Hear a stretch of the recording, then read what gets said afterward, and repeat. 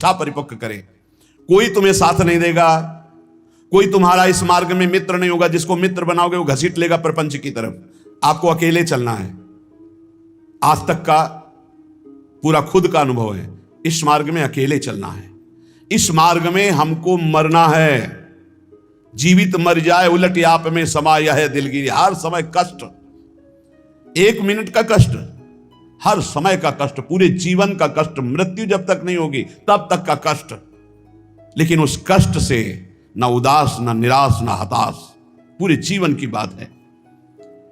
जब साधक पहले पड़ाव में दृढ़ हो जाता है, पहला पड़ाव यही है, सुख की तरफ आकर्षित नहीं होना, दुख से हमें मुख नहीं मोड़ना, तब उसे साधकों को सत्संग मिलता है, शुद्ध संत संग। उस संत संग से शुभेच्छा जागृत होती है, मुझे भगवत प्राप्ति करनी है। पहला पड़ाव तुम्हें सुख घसीटेगा, कदम नहीं बढ़ा देना सांसारिक सुख की तरफ। दुख तुम्हें भयावह लगेगा, कदम उसी की तरफ बढ़ाना। यह है भगवत प्राप्ति के मार्ग का पहले साधक का कदम। पकड़ो, सुख घसीटेगा, सुविधाएं घसीटेंगी, सुख सुविधा की तरफ कदम नहीं बढ़ाना। दुख घसीटेगा, भयावह दिखाई देगा, चलो दुख की तरफ चलो।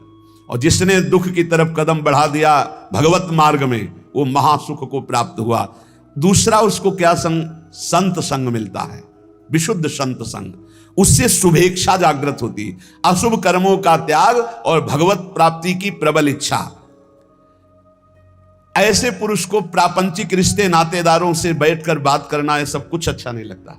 पहला पड़ाव भोगों की सुविधा मिलेगी, उसकी तरफ से ना बोलना है। दुख है परमार्थ में, ये दिखाई दे रहा है आपको, लेकिन दुख नहीं, महासुख है। जैसे संसार में सुख है, ये दिखाई दे रहा है, लेकिन ये भगवान कह रहे हैं दुखालय है, इधर सुख नहीं है। परमार्थ में दुख दिखाई दे रहा है, लेकिन इधर महासुख है, इधर कदम बढ़ाओ परमार्थ की तरफ। दूसरा, जे ही कदम बढ़ाओगे तो सच्चे संतों का संग मिल जाएगा, पहचान, शुभेच्छा जागृत हो जाएगी, पापाचरणों का त्याग और भगवत मिलन की, शुभ कर्मों की अंदर प्रबल इच्छा जागृत होगी। तीसरा, उसे बद्ध पुरुषों का संग अच्छा नहीं लगेगा। ये रिश्तेदार, नातेदार, सांसारिक भोगों में फंसे हुए लोग, ये अच्छा नहीं लगेगा। भले वो संसार के बीच में रह रहा है, लेकिन उसको इनसे प्रपंच की बातें करना, संसार के लोगों की रिश्ते नाते की बातें, ये अच्छा नहीं लगता।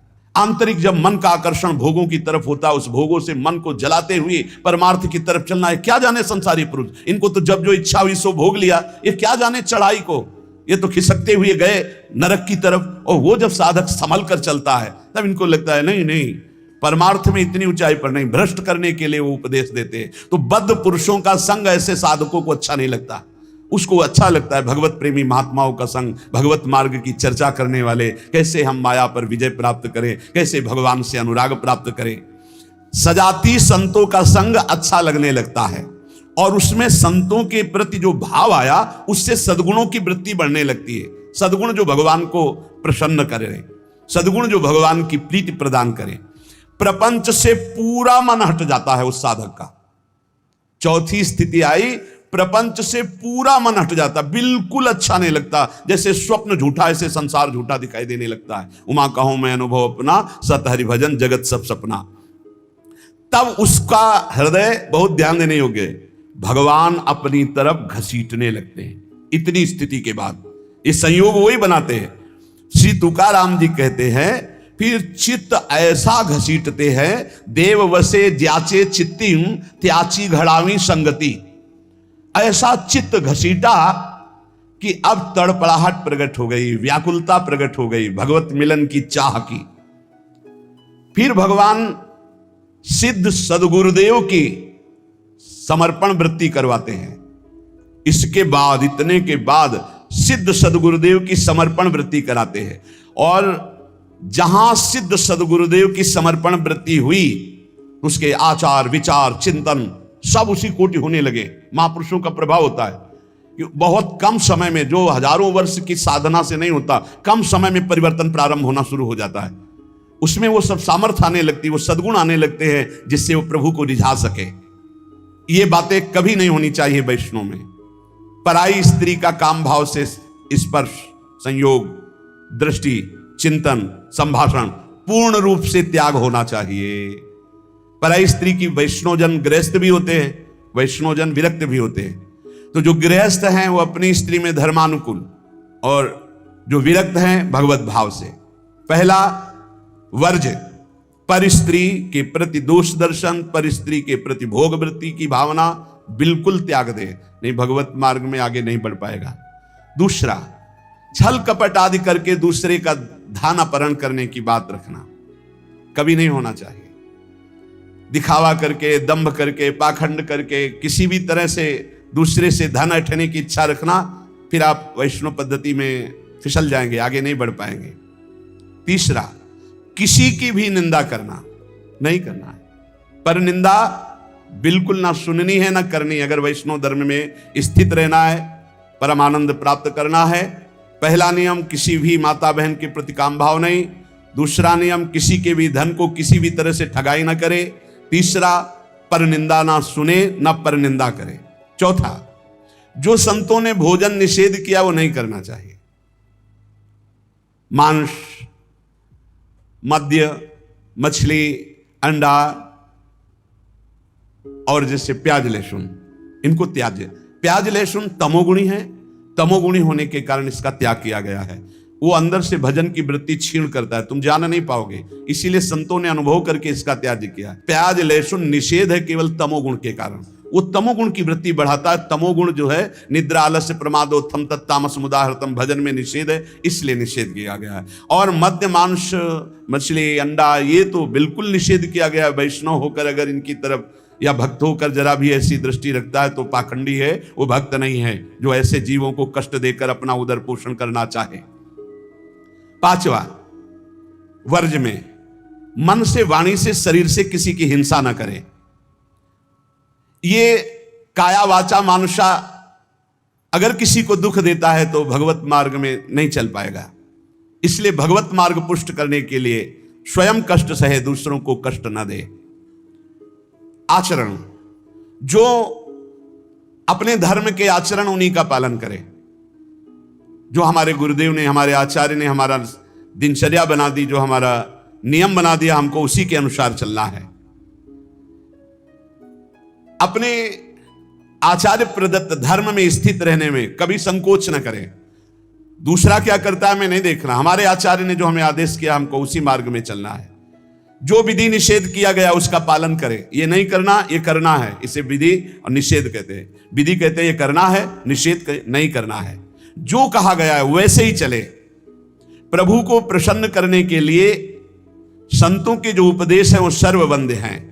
इसलिए अपने धर्म के अनुसार जो आचार्य ने आपको उपदेश किया, गुरु ने उपदेश किया, जो ऐसे चलता है वो कर्म बंधनों पर विजय प्राप्त कर लेता है। 15वां, वैष्णव का परम स्वभाव है परोपकार करना, दूसरों को सुख पहुंचाना। सर्वम विष्णुमयम जगत, सब भगवत स्वरूप है। वैष्णव का धर्म है समस्त भूतों में भगवत भाव करके व्यवहार करना। कई बार चर्चा की कि किसी से व्यवहार करना तो पहली दृष्टि पड़ने पर उसमें राधा वल्लभ लाल देखो, मेरे प्रभु राधा वल्लभ लाल विराजमान हैं। अगर भगवत भाव नहीं किया तो पुण्य क्रिया भले हो जाए, वो भगवान की प्राप्ति कराने वाली क्रिया नहीं। इसलिए अच्युत भावना विहीन कर्म का ज्यादा महत्व नहीं, भगवत भावना युक्त किसी से भी कुछ भी। परोपकार ये बहुत बड़ा धर्म है। कोई बीमार है, कोई कष्ट में है, कोई वृद्ध शरीर है, हमें अवसर मिले तो हमें सेवा करनी चाहिए। अगर हमारे पास अर्थ है, कोई बीमार है, वो अर्थ की अव्यवस्था कारण सही औषधि नहीं उसकी हो पा रही, हमें कूद पड़ना चाहिए, हमें सहयोग करना चाहिए। धन की सार्थकता है इसी बात में कि दूसरों को हम सुख प्रदान कर सके। परोपकार सबसे बड़ा धर्म है। परहित सरिस धर्म नहीं भाई, पर पीड़ा सम नहीं अधमाई। श्री तुकाराम जी महाराज कह रहे हैं कि जब हृदय में भ्रांति उत्पन्न हो जाती है, भ्रांति क्या, भगवान में सुख है ये ना मानकर, भोगों में सुख है ये मानकर जब जीव बहने लगता है तो लुभायमान हो जाता है भोगों से, तो उसको सुख नहीं मिलता।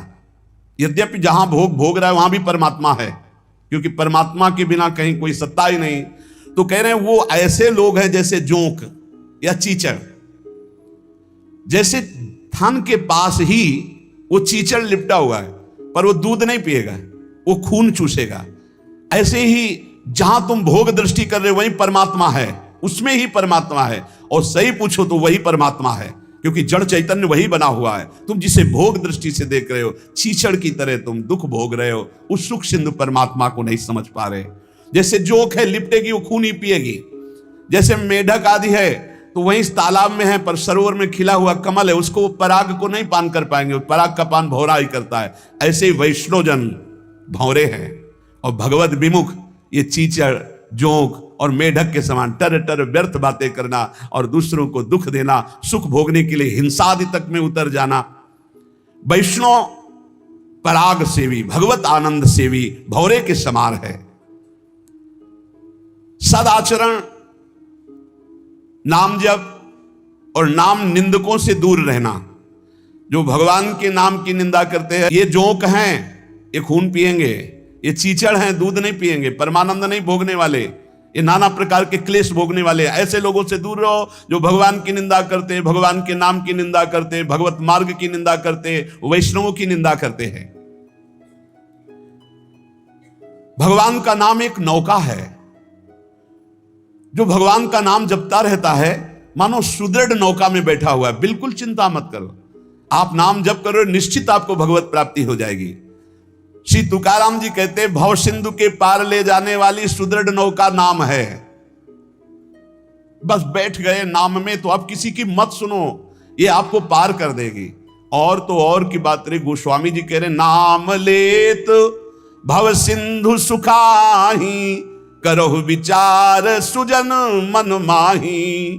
नाम लेते भव सिंधु सूख जाएगा, है ही नहीं जहां पार होना हो। खूब नाम जप। ये देखो बड़े बड़े महापुरुषों की बातें हम इसलिए खोज खोज कर आपको सुनाते हैं, आपका दृढ़ विश्वास हो जाए। नाम एक सुदृढ़ नौका है। जो खूब नाम जप करता है उस सुदृढ़ नौका में बैठा हुआ भव समुद्र पार हो रहा है। बिल्कुल किसी की बात मत सुनो। बड़े बड़े सिद्ध महापुरुषों के जीवन चरित्रों को पढ़ के देख लो, केवल भगवान नाम से ही सिद्ध हुए हैं। जितने भी उच्च कोटि के महापुरुष हुए, तुकाराम जी सदैव भगवान के धाम को गए। जितने भी महापुरुष हुए आप उनके चरित्रों को पढ़ के देखो, आपको नाम मिलेगा। नाम जीवन में नाम जितना उतना ही वो महापुरुष हुए। बीज पेड़ से ही प्रकट होता है, पर पेड़ बीज से ही प्रकट होता है। बताओ भाई, बीज फूटता है तब पेड़ प्रकट होता है और पेड़ से ही बीज प्रकट होता है। तो पहले क्या हुआ? बड़ा विचित्र है। ऐसे ही नाम से नामी प्रकट होता है और नामी से ही नाम प्रकट होता है। निर्णय करना कौन बड़ा है, को बड़ छोट कहत अपराधु। तुकाराम जी कहते हैं, पेड़ के पेट में बीज है तभी तो फल रूप में आकर फिर बीज बनता है, और बीज के पेट में पेड़ समाया हुआ है। ऐसे ही भगवान में नाम विराजमान है तभी परिचय होता है, और नाम में भगवान विराजमान है तभी दर्शन होता है। नाम को पकड़ लो। निर्णय करना बड़ा मुश्किल है कि पहले पेड़ कि पहले बीज, क्योंकि बीज के बिना पेड़ नहीं और पेड़ के बिना बीज नहीं। कैसे पर निर्णय कर पाओगे? बोले पेड़ बड़ा तो बोले बीज के बिना पेड़ कहां से आ गया, तो बोले बीज बड़ा तो बोले पेड़ के बिना बीज कहां से आ गया। बीज के बिना पेड़ नहीं, पेड़ के बिना बीज नहीं, तो पहले कौन हुआ, पेड़ हुआ कि बीज हुआ? निर्णय करना मुश्किल है। इसलिए सर्वलोक महेश्वर भगवान का नाम बीज है और भगवान पेड़ है। ऊर्ध्वमूल मधा शाखा मस्वत्तम प्राहुरभ्यम, गीता जी में कह रहे, उसी पेड़ का बीज है नाम, और उसी नाम के पेट में पूरे के पूरे भगवान के ज्ञान वैराग्य भक्ति रूप लीला सब समाया हुआ है। बीज है भगवान का नाम। श्री तुकाराम जी कह रहे हैं, पंडित हो या बालक हो, मूर्ख हो या विद्वान हो, जो नाम को पकड़ लेता है वो सब ज्ञान प्राप्त कर लेता है। सब ज्ञान, बात पकड़ लीजिए। पहले मास्टर जैसे बालक को हाथ पकड़ करके लिखवाता है काखा गाघा, फिर एक दिन वो पूरा का पूरा शब्द पढ़ लेता है। ऐसे प्रारंभ में गुरुदेव साधन बताते हैं, बहुत ही कड़वा लगता है, लेकिन जब वो तो सब ज्ञान उसके अंदर जागृत हो जाता है, सब वैराग्य भक्ति सब अंदर जागृत हो जाता है। क्या जुगनू कभी सूर्य की तेज की समानता कर सकती है? अन्य जितने साधन है सब जुगनू वो भी चमकते हैं, और सूर्य है नाम, नाम की समानता कोई अन्य साधन नहीं कर सकता। इसलिए सूर्य स्वरूप भगवान के नाम का निरंतर गाय, अन्य साधनों की तरफ दृष्टि मत दो। अखिल जगत महासुख से पूर्ण नजर आएगा जिस समय निरंतर नाम चलेगा। लीला मात्र भगवान का एक माया क्षेत्र है, एक लीला मात्र। ऐसे तर जाओगे तुम्हें समझ भी नहीं पड़ेगा, सुख पूर्वक संसार से तर जाओगे।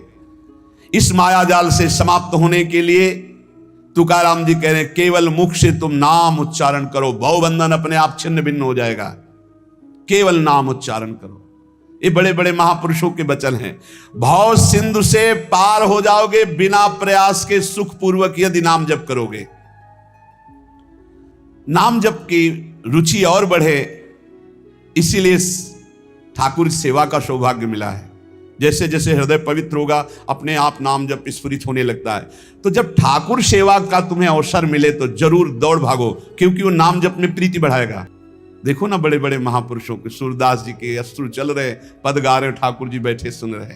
ये भगवत मार्ग है, प्रेमियों का मार्ग है। इसमें अलग दैन्य भाव होकर पद गायन कर रहे और एकदम अपने को नीच समझ करके प्रभु की सेवा में लगे। बड़ी कृपा है जो हमसे सेवा करवा रहे हैं, नहीं तो पापाचरण भी तो शरीर से हो सकते हैं। दो बातें यदि हो रही तो तुकाराम जी कह रहे हैं कि नाम जप बहुत शीघ्रता से निरंतर चलने लगेगा यदि श्री जी की सेवा और श्री जी के गुणों का गायन, लीला गायन दैन्य होकर। जैसे राजा के सामने कुछ चंद धन के लिए सूतमागत बंदीजन उनका जस गाते हैं, ऐसे हम प्रेम के लिए अपने आराध्य देव का जस गाते हैं। श्री तुकाराम जी कह रहे हैं कि बड़े बड़े देवता भी इच्छा करते कि मृत्यु लोक में मानव देह में हमारा जन्म हो जाए तो हम ऐसा भजन करेंगे कि भगवान को प्राप्त कर लेंगे, स्वर्ग से भी ऊंची स्थिति प्राप्त कर लेंगे। और तुम मृत्यु लोक के भोगों में फंसकर भगवान को छोड़ रहे हो। तुकाराम जी कह रहे स्वर्ग के देवता इच्छा करते कि कभी भगवान हम पर कृपा करें, हमें मृत्यु लोक में मानव देह दे दे जिससे मैं भजन करके भगवान को प्राप्त करूं, और तुम मृत्यु लोक के भोगों में भगवान के भजन को छोड़ रहे हो। स्वर्ग के देवता स्वर्ग और स्वर्ग के भोग छोड़कर मृत्यु लोक में मानव देह में आकर भजन करके भगवान को प्राप्त करना चाहते हैं। आपको सहज में अवसर मिला मानव देह, अब मृत्यु लोक के भोगों में फंस करके नाम जप मत छोड़ो। इंद्रियां ये कलह करती ही रहेंगी यदि भगवत प्राप्ति नहीं हुई थी। मुझे ये भोग भोगना है, नेत्रेंद्री कहेगी मुझे देखना है, श्रवणेंद्री कहेगी मुझे सूंघना है, जनेंद्री कहेगी मुझे भूंगना। ये सब इंद्रियां, घ्राणेंद्री सूंघने की तरफ, श्रवणेंद्री सुनने की तरफ, भोग इंद्रियां भोगने की, कितनी कलह है। ये कलह तब तक बनी रहेगी जब तक भगवत प्राप्ति नहीं होगी। कल एक प्रश्न कर रहे थे कि मैं बैंक में ऑफिसर हूं, मेरी कामना थी कि मैं एक बड़ा पदाधिकारी बनूं, तो बन गया, लेकिन मुझे शांति क्यों नहीं मिली। मैं अधिकारी हूं, मेरे पास सब भोग सामग्री जो मैंने कामना की थी सब, फिर भी मन अशांत क्यों रहता है। होगा एक ही कारण है, मन को विश्राम भगवान के चरणों से ही मिलेगा। तब लग कुशल न जीव कहूं, सपने हो मन विश्राम, जब लग भजत न राम कहूं, शोक धाम तज काम। कह रहे हैं यहां तुकाराम जी, इंद्रियां परस्पर कलह करती रहेंगी जब तक भगवत साक्षात्कार नहीं होगा। जब इंद्रियों में अशांति, मन में अशांति, तो तुम्हें शांति का कैसे अनुभव हो जाएगा। देखो बहुत ज्ञान की बात, तुम शरीर के रोम गिन सकते हो लेकिन भगवान की विभूतियों को नहीं गिन सकते। और जब तुम नाम जप करोगे तो सारी विभूतियां आप पर कृपा करेंगी, सारी विभूतियां आप पर कृपा करेंगी। मेरी जिससे प्राप्ति होती है वो शुद्ध पुण्यात्मा होता है। शुद्ध पुण्यात्मा वही है जिसके मुख में मेरा नाम होता है। तुकाराम जी कह रहे, श्री भगवान कह रहे हैं मेरी जिससे प्राप्ति होती है वो शुद्ध पुण्यात्मा होता है। शुद्ध पुण्यात्मा कौन होता है? जिसके मुख में मेरा नाम होता है, जो मेरा अनन्य गति का होता है, उसी को प्रेम प्राप्त होता है। और जो मेरे नाम का अनन्य हो जाता है उसे मेरी अनन्य गति प्राप्त होती है। पकड़ो महापुरुषों के वचनों को, पकड़ो, सब नाम है, सब नाम। जैसे गर्भिणी स्त्री को परोसा गया तो उसको जब तृप्ति हुई तो गर्भस्थ बालक को पुष्टता अपने आप प्राप्त हो जाती है। ऐसे ही जब भक्त प्रसन्न हो जाता है तो भक्त के हृदय में विराजमान भगवान अपने आप संतुष्ट हो जाते हैं। तो नाम जप करे और भक्तों की आराधना करे, अपनी कोई स्वतंत्र इच्छा ना रखे। अपनी इच्छा को भगवान की इच्छा में समर्पित कर दे। माली जल को जिधर ले जाता है उधर ही जल प्रवाहित होने लगता है। हमारे जीवन बगीचा के मालिक हैं भगवान गुरुदेव। जिधर वो हमको ले जा रहे हैं हमको उधर ही बहते चले जाना है। अगर उधर नहीं जाओगे तो प्रवाह फूट पड़ेगा और गलत दिशा की तरफ चला जाएगा। तुकाराम जी कह रहे हैं मधुर और विशद आनंद देने वाला भगवान का नाम है। देखो, जल में भेद नहीं होता, जल सब में गिरता है, लेकिन अपने भावानुसार उसका स्वरूप अलग हो जाता है। जल तो ईख में भी गिरता है तो वही जल मधुर गन्ने का रस बन जाता है, और जल धतूर में भी गिरता है जिससे उसका फल पुष्ट होता है, वो जहर बन जाता है। जल केले में गिरता है जिससे कपूर बन जाता है।